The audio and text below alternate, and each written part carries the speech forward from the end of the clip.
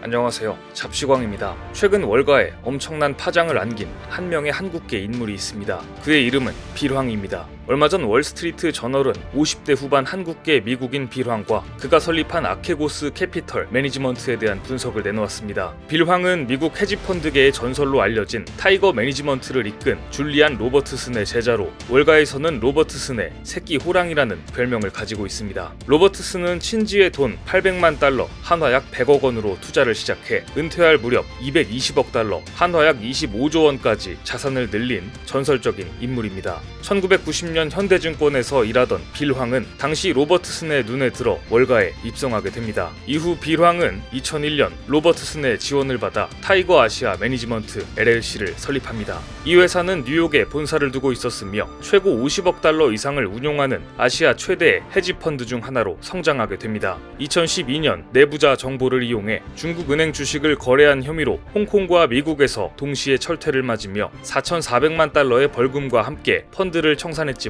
이렇게 월가에서 퇴출될 것으로 예상되던 그는 아케고스 캐피탈이라는 회사로 돌아오게 됩니다. 이때부터 빌황은 실제 투자자를 감춘 채 대규모 차입으로 공격적 투자를 감행하는 총수익 맞교환 거래, 이른바 TRS 방식을 선택하게 됩니다. TRS 방식은 아케고스 같은 투자사가 프라임 브로커를 통해 대출을 끌어들여 투자액을 늘리는 방식입니다. 이때 투자 자산의 법적 소유자는 프라임 브로커에 있어서 외부에서는 실제 투자자를 알 수 없습니다. 프라임 브로커는 그 대가로 대출 이자와 수수료를 챙기게 됩니다. 만약 자산 가격이 하락하여 대출금이 위험해지면 투자자의 추가 담보를 요구하는 마진콜을 발동할 수 있습니다. 한마디로 은행으로부터 대출을 잔뜩 받아서 주식 투자를 한 셈입니다. 이러한 방법으로 빌황의 아케고스는 일본의 노무라 증권, 미국의 골드만삭스, 모건 스탠리, 스위스의 크레디트 스위스 등 세계 유명 투자은행을 프라임 브로커로 삼아 대량의 대출을 받은 뒤 중국의 기술주와 미디어주 등을 대거 사들였습니다.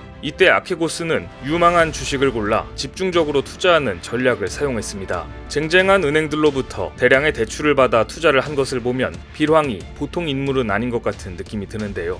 특히 일본의 노무라 증권이 빌황의 이름값을 과대평가함과 동시에 거액의 수수료를 기대하며 큰 돈을 빌려준 것으로 알려져 있습니다. 실제 빌황은 은행의 돈으로 지난해부터 올해 초까지 유동성 장세 등으로 각국 증시가 호황을 보이면서 큰 수익을 냈습니다. 하지만 빚을 내서 투자를 했을 경우 주가가 하락한다면 손실은 그만큼 커집니다. 단순히 내 돈 1억 원을 투자했을 때 주가가 반토막이 나면 5천만 원이 남지만 1억의 빚을 내서 투자했을 때 반토막이 나면 당장 어디선가 5천만 원을 더 구해야만 은행빚을 갚을 수 있습니다. 하지만 5천만 원을 구하지 못하고 파산한다면 은행 역시 돈을 돌려받지 못하게 됩니다. 그런데 2월 들어 미국의 장기 국채 금리가 상승하며 주가가 하락했으며 이에 공매도 세력까지 가세하자 아케고스가 투자한 기업 모두 주가가 폭락해버렸습니다. 은행들은 추가 증거금을 요구하는 마진콜에 들어가게 됩니다. 마진콜은 은행이 빌려준 돈으로 산 주식이 어느 정도 하락하면 현금을 계좌에 더 넣으라고 요청하는 것을 뜻합니다.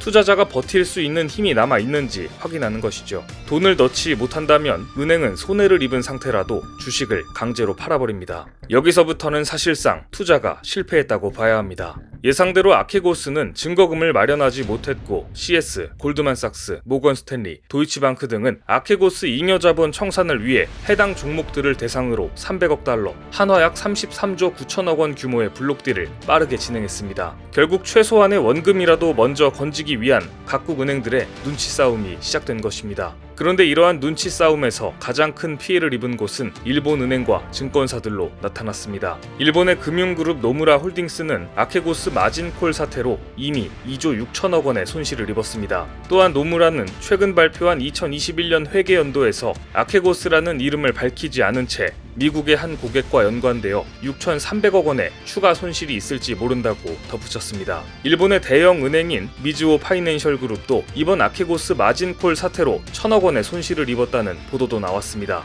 니온게이자이와 블룸버그 통신은 미즈호 은행도 이번 사태로 1,000억 원 이상의 손실을 입었다고 전했습니다. 하지만 미즈호는 대외적으로 실적에 영향을 미칠 수 있는 특별한 사안이 없다고 주장했습니다. 유력 언론들이 일본 은행들의 천문학적 손실을 기정사실화하고 있는데 국제적 망신을 염려한 일본 은행들이 애써 사실을 감추는데 급급하고 있는 것입니다. 이번 눈치 싸움의 승자는 골드만삭스와 모건 스탠리입니다. CNBC는 헤지펀드 아케고스 마진콜 여파 속에 골드만삭스와 모건 스탠리가 선방했다고 평가했습니다. CNBC는 투자자들이 출구를 향해 우르르 몰려나갈 때 문을 먼저 열고 나가는 사람이 잘하는 것이라는 적절한 비유를 들었는데요. 이어 CNBC는 일본의 노무라 증권이 2조 6천억 원이라는 매우 중대한 손실을 보는 동안 골드만삭스와 모건 스탠리는 포지션 정리를 이미 마친 상태였다고 평가했습니다. 업계 관계자는 골드만삭스는 선제적으로 마진콜과 관련된 주식 대부분을 매각해 손실을 완전히 피했다고 전했습니다. 모건 스탠리 역시 최근 며칠간 150억 달러의 주식을 팔아 큰 손실은 면했다고 전했습니다. 마크 윌리엄스 보스턴대 재무학 교수이자 전 연방준비제도 심사관은 정보가 빠르게 돌고 신속하게 이동해야 하는 상황에서 이번 일은 노무라의 위험 관리가 상당한 약점이 있다는 것을 보여준다라고 평했습니다.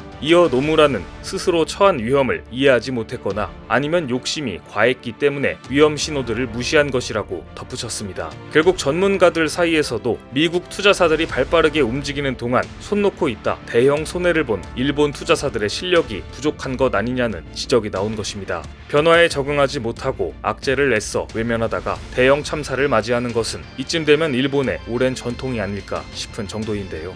위험을 예측하고 관리하는 것은 대형 투자사들뿐만 아니라 개인 투자자들에게도 상당히 중요한 요소입니다. 위험과 안전을 적절히 분배한 포트폴리오를 통해 오를 때는 수익률을 높이고 떨어질 때는 피해를 최소화시켜 방어하는 전략은 언제나 중요합니다. 하지만 오를지 떨어질지는 아무도 알 수 없습니다. 그런데 세계적인 투자 전략가 켄 피셔는 전통적인 투자 기법을 탈피하여 자신만의 시장 예측 방법을 개발한 투자자로 유명합니다. 자신만의 시장 예측 방법을 개발했다는 게 과연 말이 되나 싶은 생각도 드는데요. 하지만 그가 개발한 PSR, 주가 매출액 비율 개념은 현재 공인 재무 분석사 CFA 교과 과정에 포함될 정도로 인정받고 있으며 또한 켄 피셔는 미국의 유력 경제 전문지 포브스에 28년 넘게 시장 예측 칼럼을 기고하고 있습니다. 이는 90년이 넘는 포브스 역사상 네 번째 장수 칼럼 리스트입니다. 게다가 그는 피셔 인베스먼트의 회장으로 160조 원을 굴리는 투자 거물입니다. 이쯤 되면 켄 피셔의 주가 예측이 터무니없는 이야기는 아닌 것 같은데요. 2020년 11월 그는 언론사와의 인터뷰에서 2021년 증시가 시원하게 오를 것이라고 예측한 바 있습니다.